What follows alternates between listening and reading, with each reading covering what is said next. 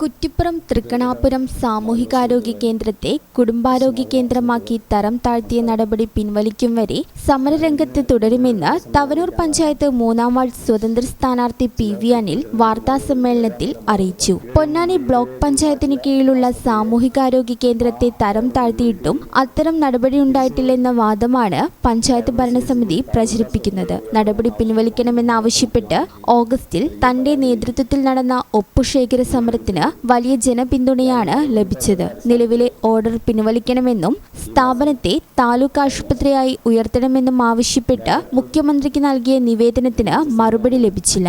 ആരോഗ്യവകുപ്പ് ഡയറക്ടറുടെ ഓഫീസിൽ നിന്ന് വിവരാവകാശ നിയമപ്രകാരം ലഭിച്ച മറുപടിയിൽ സ്ഥാപനം തരം താഴ്ത്തിയതായി വ്യക്തമാക്കുന്നുണ്ട്. പ്രതിപക്ഷം വിഷയത്തിൽ അനങ്ങാപ്പാറ നയമാണ് സ്വീകരിച്ചതെന്നും തരം താഴ്ത്തിയതായി വ്യക്തമാകുന്ന വിവരാവകാശ രേഖയുമായി വാർഡിലെ മുഴുവൻ വീടുകളിലും പ്രചാരണം നടത്തുമെന്നും അനിൽ പറഞ്ഞു. ഈ ചാനൽ ന്യൂസ് കുറ്റിപ്പുറം.